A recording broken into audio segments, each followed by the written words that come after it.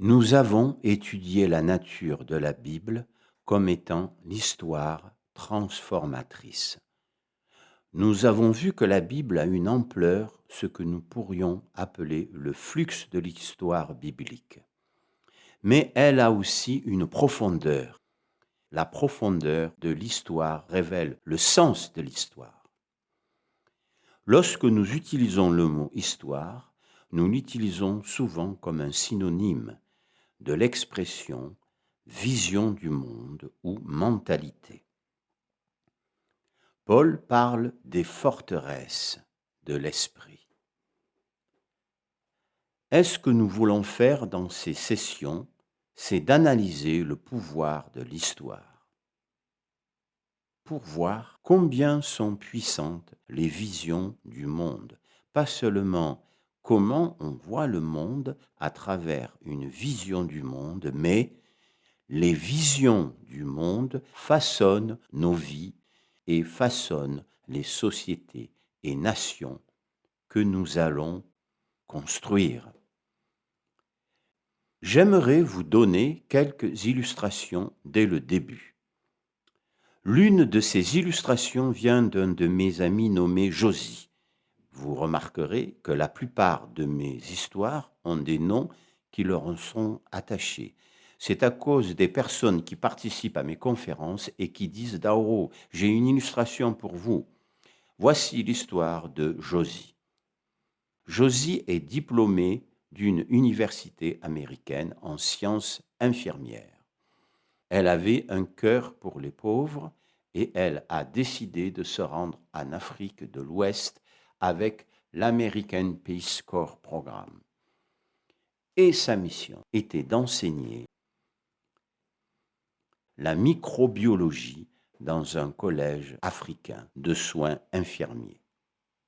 Elle n'a jamais essayé d'enseigner auparavant. Elle était très enthousiaste à propos de ce qu'elle allait faire. Et elle a commencé le semestre en enseignant un aperçu de la biologie. Puis, à partir de là, elle a réduit à la microbiologie, puis à partir de là, elle a restreint le cours à la théorie des germes. Ces étudiants ont étudié très dur et à la fin du semestre, ils ont tous réussi au test. Le test final, et Josie était heureuse qu'ils aient si bien réussi et que sa première mission en tant qu'enseignante se soit si bien passée. Mais elle a demandé aux étudiants d'évaluer l'enseignement afin que la prochaine fois qu'elle enseigne, elle puisse améliorer ce qu'elle a fait. Au cours de l'évaluation, l'un des étudiants leva la main et dit « Mademoiselle Josie, merci de nous avoir enseigné ce qui est d'après les Blancs, la façon dont vous tombez malade. Maintenant, voulez-vous savoir comment les gens tombent vraiment malades ?» Eh bien, Josie était stupéfaite parce que ce dont ils avaient parlé tout au long de la session, c'était comment vous tombiez vraiment malade. Et elle a dit, oui, dites-moi comment vous tombez vraiment malade. Cette étudiante africaine en soins infirmiers répondit, oui, ici en Afrique, nous comprenons qu'il y a un domaine spirituel et quelqu'un peut vous jeter un sort et le sort peut te rendre malade. Où il y a des sorcières et des sorcières qui sortent la nuit et ils volent chez toi, entrent dans ta chambre et te mordent dans le dos. C'est comme ça qu'on tombe vraiment malade. Qu'est-ce que Josie n'a pas pris en compte lorsqu'elle a commencé à donner le cours? Elle n'avait pas pris en compte la vision du monde. En fait, elle n'avait jamais entendu le terme. En effet, ce fut des années plus tard quand elle m'a entendu enseigner. À propos, pour que la première fois de sa vie, elle avait entendu l'expression vision du monde et avait commencé à faire des liens avec elle quand elle enseignait en Afrique et comment il y avait un décalage entre ce qu'elle enseignait et ce que les étudiants entendaient. Josie était matérialiste et elle regardait la maladie d'un point de vue matérialiste. Dans une perspective matérialiste, tout doit être défini en termes matériels. Donc, la racine de la maladie physique est toujours une condition physique. Et la solution au problème physique est l'utilisation de médicaments ou de bistouri. Ces élèves croyaient qu'il y avait un domaine spirituel et qu'il pouvait y avoir une cause spirituelle à la maladie physique. Et cela dépassait totalement l'imagination de Josy ou un esprit occidental. Les façons de voir le monde sont puissantes. Ici, Josy et ses étudiants regardaient la même chose, la maladie. Mais en avaient deux compréhensions totalement différentes, basées sur leurs différentes perceptions du monde. Un autre exemple vient des années 1400. Il y avait un prince portugais nommé Henri, qui était surnommé le navigateur. Il était surnommé le navigateur parce qu'il voulait explorer le monde. L'une des choses qu'Henri voulait faire était de trouver une route maritime qui relie l'Europe et l'Inde.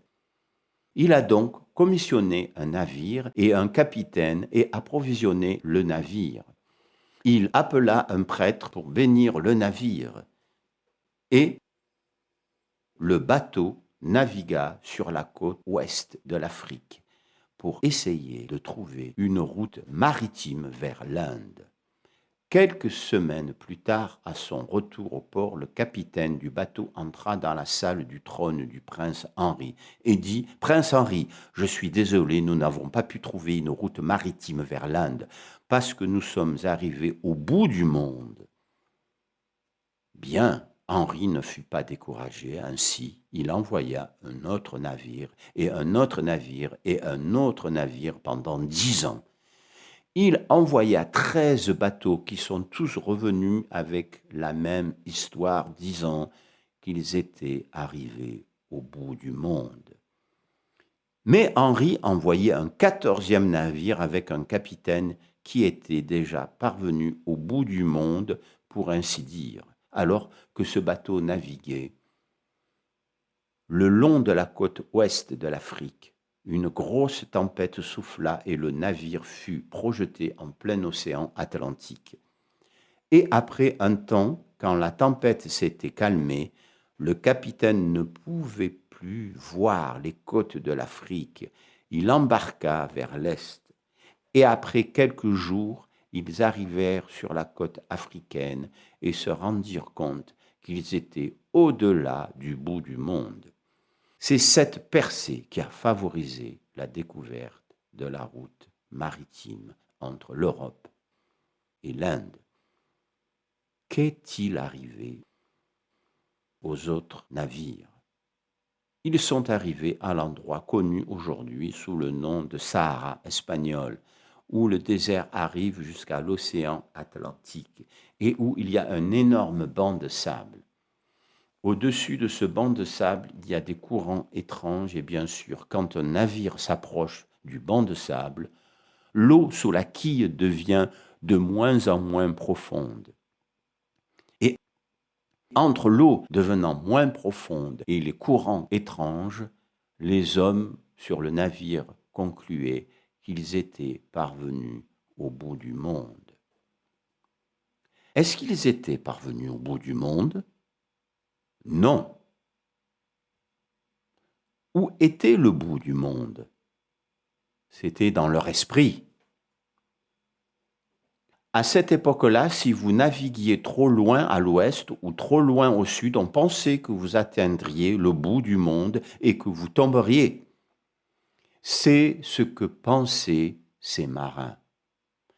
Qu'est-ce qui limitait leur découverte? Ce n'est pas la réalité. Ce qui limitait leur découverte était la carte qu'ils avaient dans leur esprit.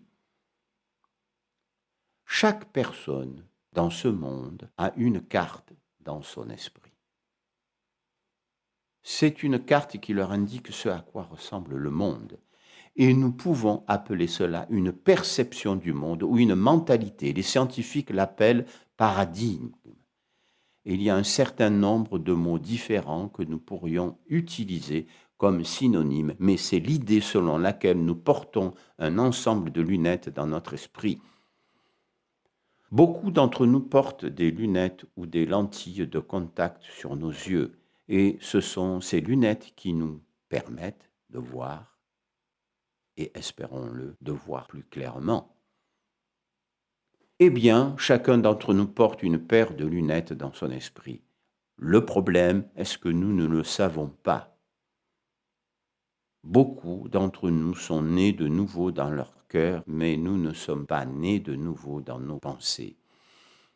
Nos pensées ont été influencées par notre culture. À l'Occident, par une culture matérialiste, dans une grande partie de l'Afrique et des Amériques et en Asie, ils ont été façonnés par une culture animiste. Mais nous avons ces lunettes dans nos pensées et nous ne les examinons jamais. Je ne sais pas pour vous, mais à la fin de ma journée, j'irai aux toilettes. Je vais me brosser les dents et faire les autres choses que je fais. Ensuite, je vais m'asseoir sur le bord de mon lit et je vais enlever mes lunettes et les mettre à côté du lit et je vais dormir. Quelle est la première chose que je fais le matin?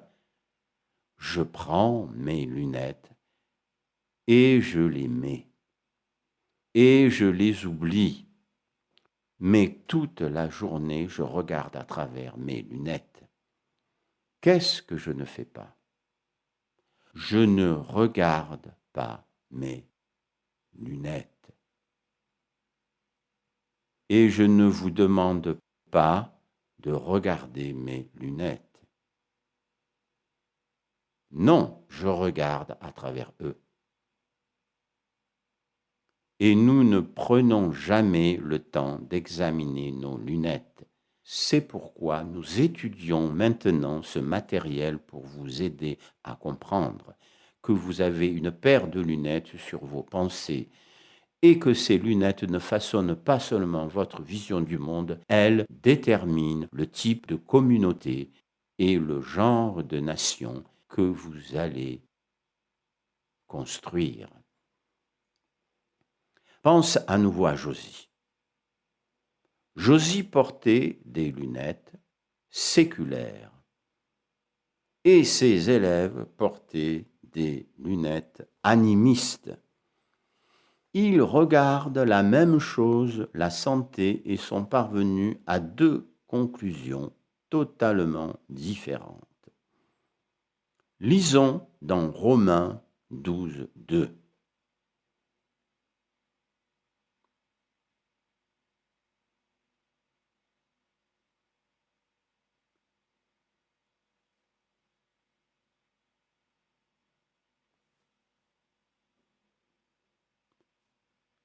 Paul dit, ne vous conformez pas au siècle présent, mais soyez transformés par le renouvellement de l'intelligence.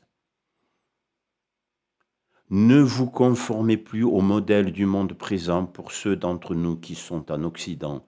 Ne nous conformons plus à notre culture occidentale, matérialiste et orientée vers le consommateur.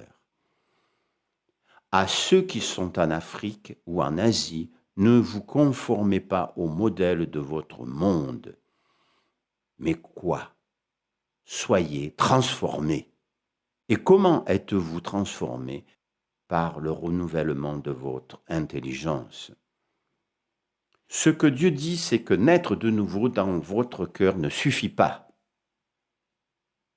Tant que vous avez une intelligence païenne, nous devons naître de nouveau, encore une fois, nous devons naître de nouveau dans notre cœur et ensuite notre intelligence doit naître de nouveau. Si nous vivons à une époque de l'histoire où nous avions une vision biblique du monde, il ne serait pas question de renaître de nouveau, mais nous vivons à une époque où une vision matérialiste du monde domine la majeure partie du monde occidental et une vision animiste du monde domine la plupart des pays en voie de développement.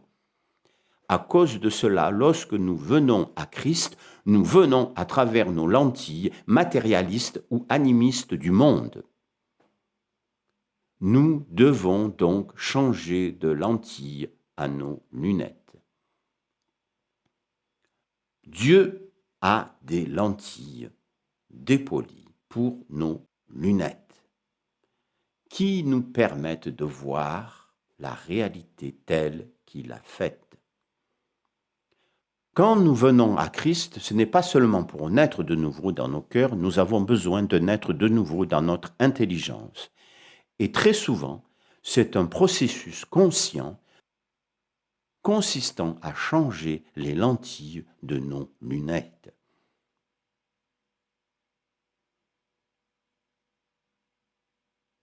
Une des choses sur lesquelles je voudrais que vous réfléchissiez, des gens peuvent prendre des cours dans les universités. Il y a toutes sortes d'organisations qui enseignent sur la vision du monde.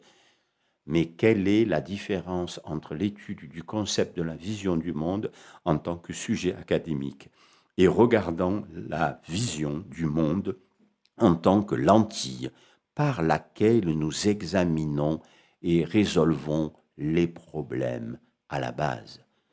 Ce sont deux processus différents et j'aimerais que vous réfléchissiez à la différence qui existe entre ces deux processus.